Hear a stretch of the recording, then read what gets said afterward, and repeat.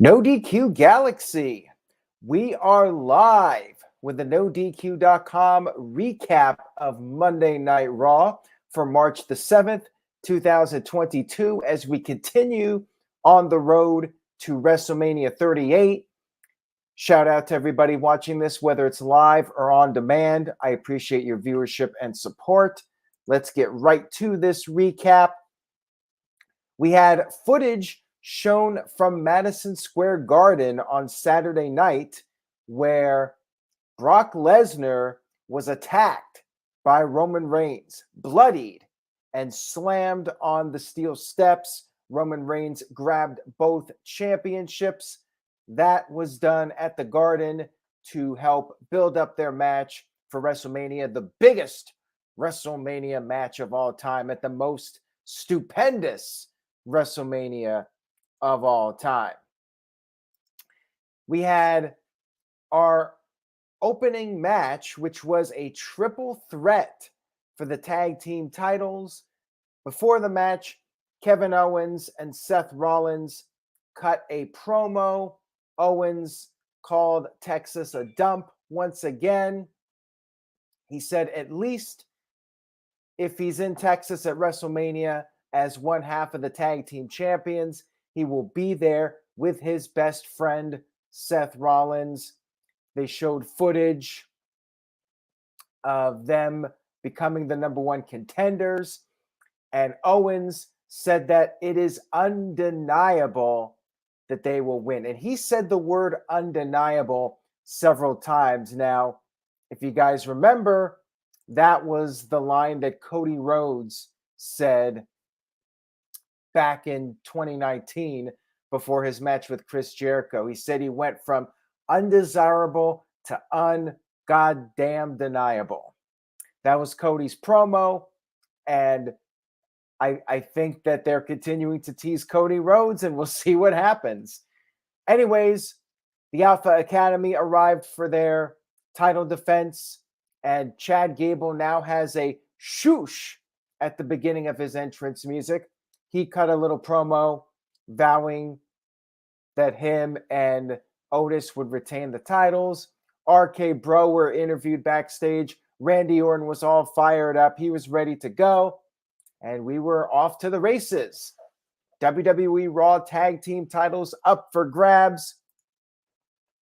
Psycho Jet Black with a $2 super chat says, I thought Rock versus Cena was the biggest match ever. You thought wrong, pal. It was the biggest match then. But every year, it's the biggest WrestleMania match of all time. That is marketing 101. You're always trying to make the current year the biggest year of all time, and you ignore anything else that was said before. So this was a long match. This match went 30 plus minutes. I think they had 3 commercial breaks for this match. And they had special rules where one man from each team was legal in the match. You always had 3 people in the ring at any given time. Early on, Owens and Rollins were working very well together. Owens hit a swanton, got an early near fall, but then Otis tagged in. Otis cleaned house. And he had Riddle beat at one point, but he made the mistake, maybe a little too cocky and arrogant. He lifted up Riddle when he had Riddle pinned. Him and Gable worked over Riddle. Eventually, Randy Orton got the hot tag, and it was a hot tag. The crowd was very much into the Viper. Orton hit a double DDT to Rollins and Gable, and then hit the RKO to Rollins, but Owens pulled out Orton right at the 2.5 count. And then Orton tried to slam Otis on the announce table, the vintage Orton slam on the table. With a little help from his friend, Riddle, Orton was able to do so. And then back in the ring, we had Riddle hitting the floating bro to Gable, but Owens broke that up. Owens ended up going into the ring post. He was taken out of the equation. Otis and Rollins double suplexed Gable, or they were attempting to. And as they did that, Otis got back in the ring, and Otis ended up as part of a Tower of Doom spot. He slammed Owens and Rollins as Gable was being superplexed. Pretty crazy spot. Everything broke down at this point. Everybody fighting. Owens hit a somersault dive to everyone. Gable got on a little bit of a hot streak with the suplex city of his own. Gable then went for a moonsault, but Randy Orton caught him in midair with the RKO. And this was quite spectacular. This was right up there with the greatest RKOs of all time. It reminded me very much of when you had back in the day, what's his name? Evan Bourne going for the shooting star press, and it got turned into an RKO. This was awesome. Interstate Kyle was here. Shout out to Kyle. He says that RKO was insane. I agree with you 100%. Right up there among the best. And make sure you guys check out Kyle's channel, Interstate Kyle on YouTube. The game is on 100, sent in a $2 super chat. Thank you for that. Says, I seen it a mile away that Riddle would steal the match. Well, you're jumping ahead here a little bit, but we'll talk about that right now. So, Rollins and Owens got Orton out of the ring. Rollins hit the buckle bomb, and then Owens hit the stunner to Gable. Rollins hit the curb stomp, but then Riddle came in and stole the pinfall. 1, 2, 3, RK-Bro have regained the tag team titles. And I can tell you guys that this was the best Monday Night Raw match in quite some time. This was an excellent match. Could have been on a pay-per-view. Really great stuff here from everybody involved. RK-Bro regains the titles. Match was a lot of fun. Psycho Jet Black with the $2 super chat says, best RKO, Rollins, Gable, or Evan Bourne. I mean, they're all interchangeable. I always liked the RKO involving Rollins, but I was at that WrestleMania for that. It was completely nuts, that RKO. Top 3, I think. Like, this is up there, as I said, among the best RKOs of all time. After the match was over, Orton and Riddle were very happy, of course. They're going to WrestleMania to defend the tag team titles, and you had Seth Rollins and Kevin Owens just completely distraught. And Daniel's like, AEW Revolution was way better than Monday Night Raw. Well, Revolution was a pay-per-view, so I would hope it was better than Monday Night Raw, which was available to watch on television. I would very much hope that's the case.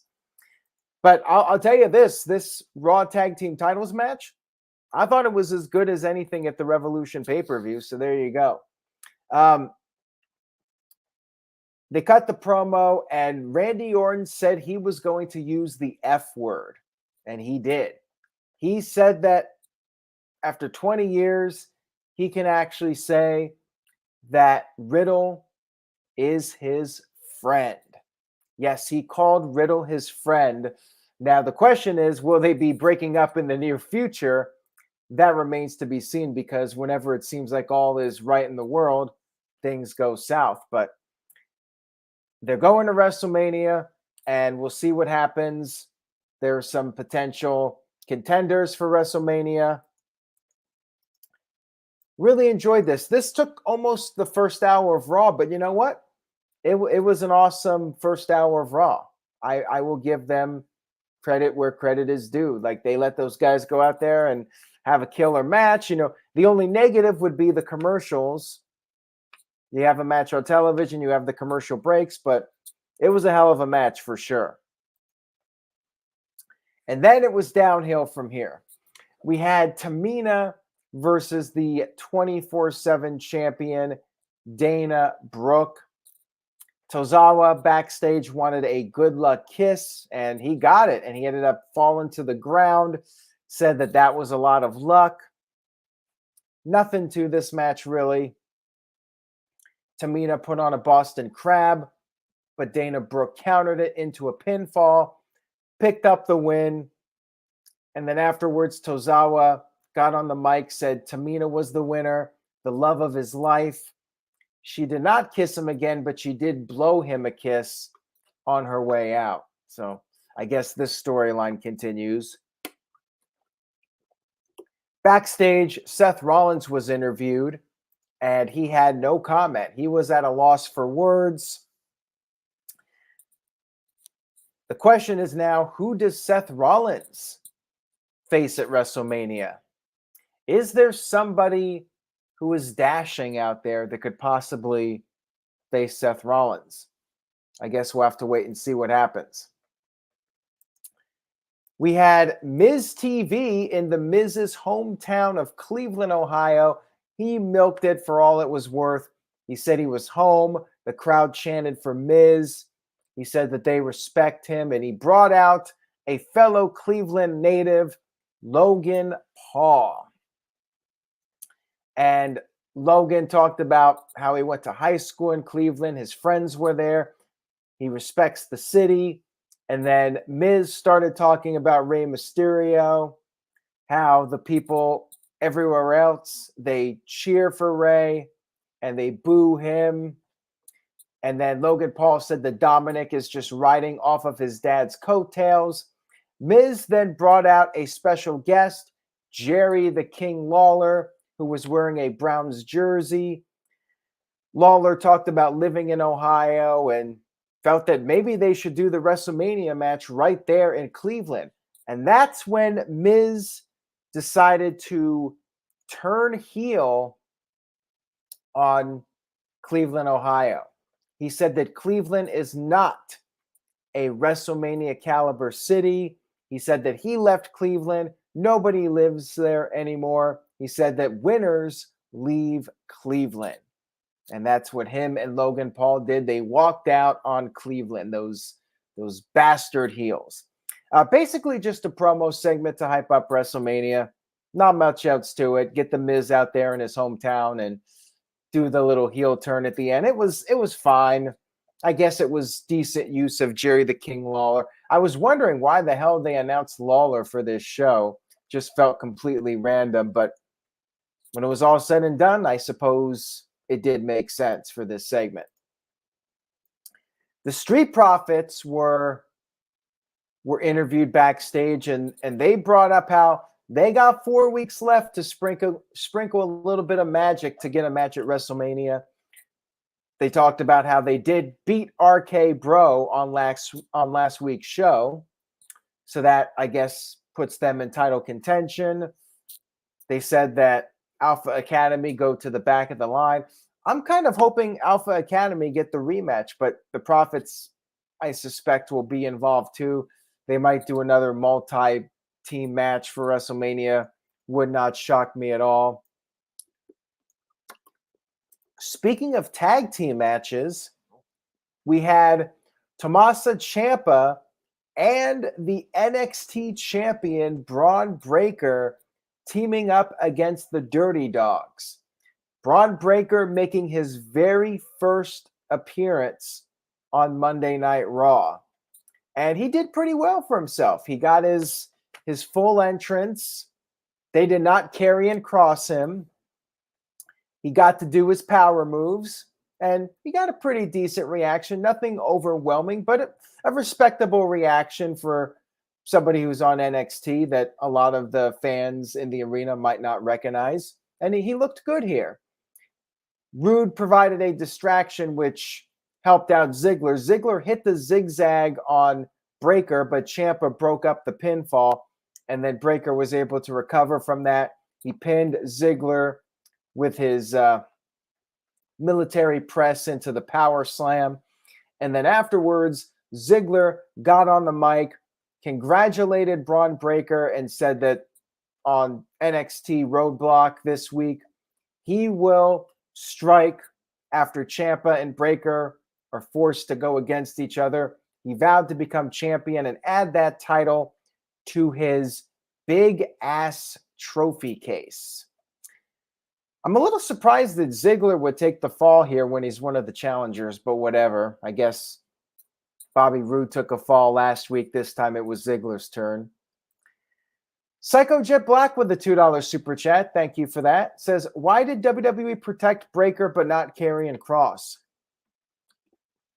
Breaker is one of the guys that they see as the chosen one. He is somebody that Vince McMahon, Bruce Pritchard, Kevin Dunn, they see Bron Breaker as a star. Karrion Kross was a Triple H project. Bron Breaker is the guys I just mentioned, their project. That's the big difference here. We had Omos backstage talking about how he has been going through all these people dominating. Where is his WrestleMania moment? He said he might have to take his spot at WrestleMania.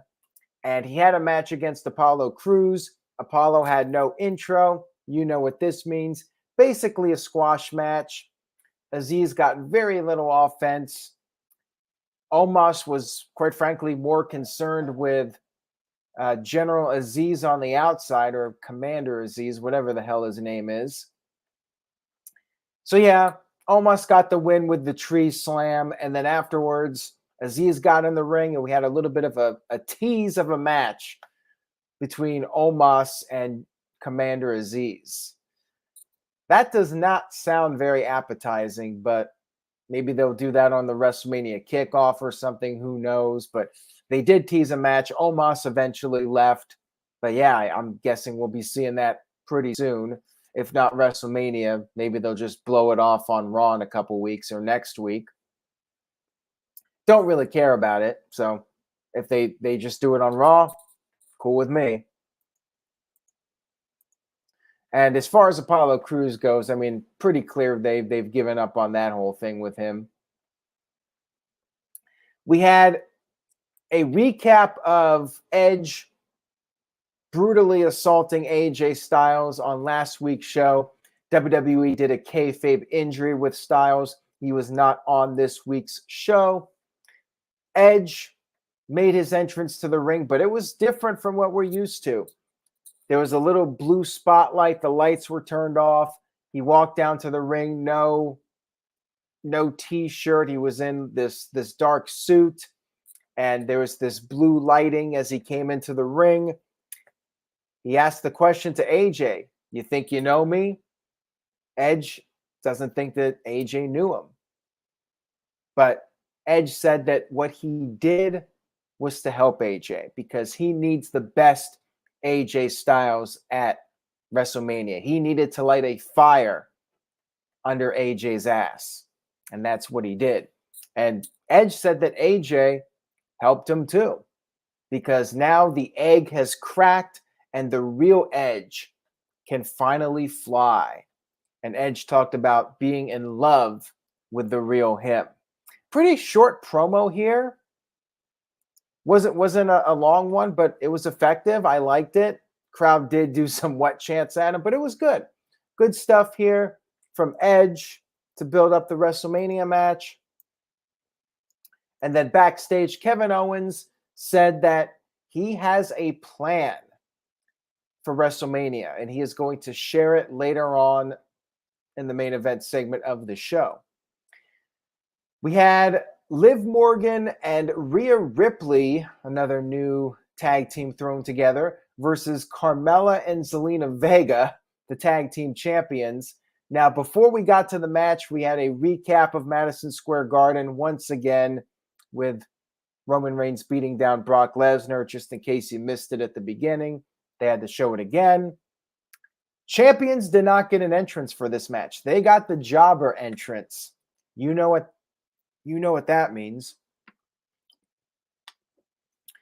Not much to say about the match. Pretty standard.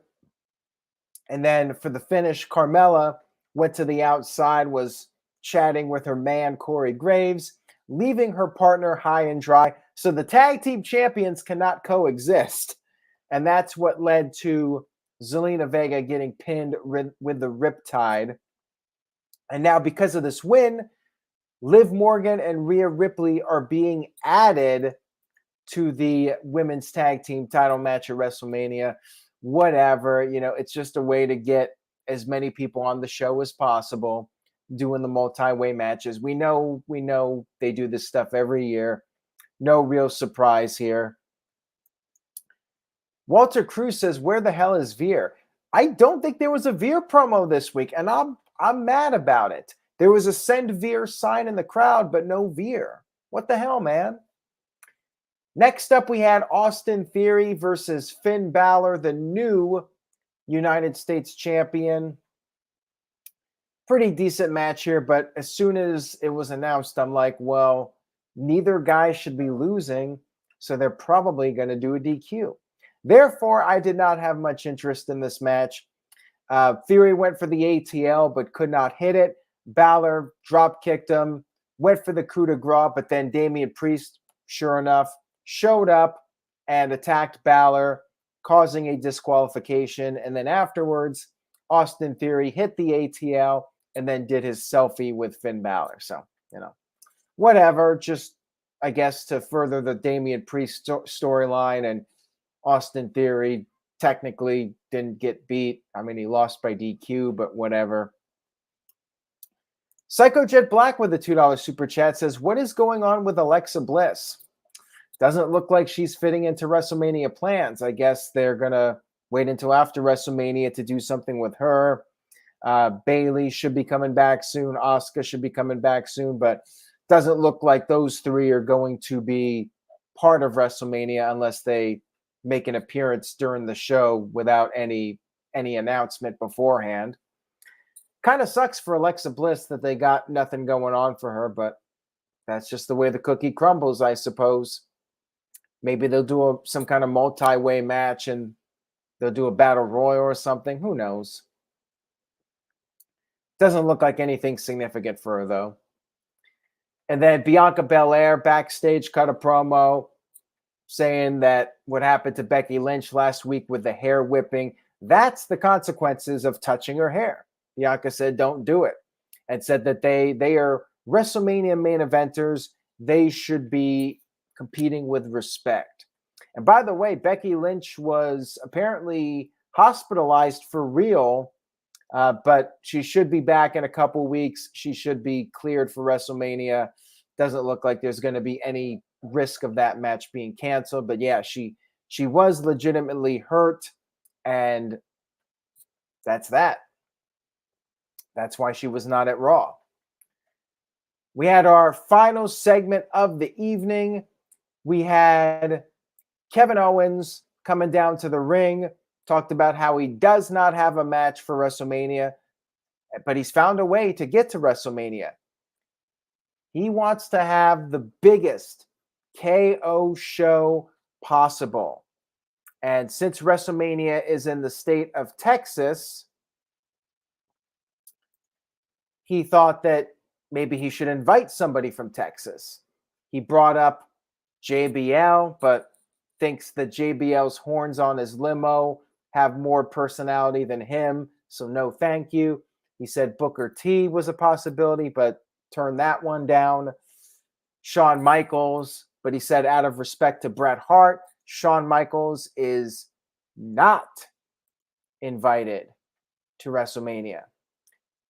And then said he has the person, a person who is a broken down shell of his former self. Somebody who needed to wear knee braces when he was an active competitor. And now, what is he going to do? Come down to the ring with a walker? He said he is going to give this guy a stunner and pour a glass of milk over his lifeless body. And he does not think this person has the guts to show up. And the bottom line is that he's calling this man out. Stone Cold Steve Austin for the KO show. So Doesn't look like they're doing a match, but they're going to try to make it kind of like a match. Really, it's just Austin coming down there. They're going to talk, and Owens is getting his ass kicked. That's pretty much what we're getting here. But doesn't look like we're getting an official match, although the announcers were talking like it was kind of going to be a match because they're saying it's been 19 years since Austin has been in the ring. They were really playing that up. And then they had the graphic, Owens, Stone Cold Steve Austin with a question mark for WrestleMania Saturday. So yeah, that's that. Some people might be disappointed if they're not doing a match, but I think, with the internet promoting that, maybe it gave people some unrealistic expectations. Maybe Austin had considered it and decided, nah, he doesn't want to do it. And they're just trying to make something happen here. So yeah, we'll see what happens, but I'm guessing whatever the case is, Austin's going to beat up Kevin Owens. Pretty much what we expected, whether there was a match or not. Overall, Raw was another good show. I enjoyed it. The tag team title match, I would say, is a must-watch. Definitely worth going out of your way to check out. And the rest of the show was solid by Monday Night Raw standards. Got some nice build-up for WrestleMania. So all in all, I would definitely recommend Raw. Letter grade, I'd probably go a solid B, maybe even a B+, due to the strength of the first hour with the tag team title match. So yeah, I enjoyed Raw. WrestleMania is looking good here. Psycho Jet Black with a $5 super chat says, I know it's cool to have Stone Cold at WrestleMania, but honestly, it's WWE's fault that they can't build new stars and have to rely on stars from the past. Well, yeah, I mean, I get it from a business perspective. WrestleMania, Texas, they want to fill up the stadium, and Steve Austin on the marquee, whether he's wrestling or not, will help with the ticket sales. I think it would have done better if they actually had him for a match, but bringing him in, I understand it. And I'm fine with whatever they do with Austin. If Austin came back and wrestled, I'm not going to lie, I would enjoy it. I would look forward to it. Whatever they do with him and Owens, I'm sure it'll be entertaining. And yeah, Mike brought up something interesting. The glass shattered, and I'm thinking, wait a minute, is he showing up here? But then it was just the graphic. So I don't even know if Austin's going to show up until WrestleMania. This might have just been their little way of letting people know, hey, Austin might be coming to WrestleMania. Probably coming. I mean, you can read between the lines. But they're right now teasing that it's not 100%. DJW with a very generous $20 super chat. Thank you for that, DJ. I appreciate it. Says, Revolution was good, but I wonder how Thunder Rosa was able to kick out of a curb stomp on the title, but get counted 1, 2, 3 from a curb stomp on the plain canvas. I did like how AEW protected Danielson by losing to a roll-up. All right, with DJW going into the AEW territory, I'll add a little bit more to it. There was another comment from Facebook about CM Punk and ROH. I did do the recap over on the No DQ YouTube channel, youtube.com/Aaron Riff No DQ, if you're curious for my thoughts on CM Punk's entrance. Regarding that, let's just put it this way. When Thunder Rosa got hit with the curb stomp on the title, her energy meter was maybe down to a quarter, and she had just a little bit left in the tank. And when she got hit with that other curb stomp at the end, that's what knocked her meter to 0. Like if you think the wrestling video games, she had a little bit of energy left to kick out of the first one, but that pretty much zapped her of her remaining energy. I mean, I guess that's how I would explain it. She just didn't have enough to kick out after all the stuff that had happened throughout the course of the match. Walter Cruz sent in a $5 super chat. Thank you, Walter. He says, after The Rock, Hulk Hogan, Stone Cold, John Cena, WWE is afraid to make new stars because they don't want to let anybody be bigger than the WWE itself anymore. Yeah, that is very true. And I mean, they do have Roman Reigns, who they're trying to make the face of the company. So it's not like they don't want that guy. But I think part of the problem is that they only have the one or two guys that are even close to that larger than life, bigger than the company level. But yeah, they're never going to have anybody be that guy. Problem is, nobody has even really come close to that level, and they need several people that could potentially get to that level, and they really only got Reigns that they're putting all their eggs into the Roman Reigns basket, so to speak. Let's see here. Psycho Jet Black sent in a $5 super chat. Thank you for that. Says, let me tell you how it will be. There's one for you, 19. For me, because I'm the tax man. Yeah, I'm the tax man. Psycho Jet Black, are you like TJS now with sending me comments with Beatles lyrics? I appreciate it, but we're doing a wrestling live stream here, damn it. Thank you, though. DJW with a $5 super chat. Taxman's a great song, by the way. Bianca Belair at some point should put her hair on the line. I was thinking that, or they just do an angle where somebody cuts her hair, cuts her braid off, and then wears it around like a trophy. Remember when Rick Martel stole Tatanka's feathers? Like, they could do something like that, where somebody cuts off her hair and then uses it as a necklace and goes around showboating to get the heel heat. Like, I think that's something they could do.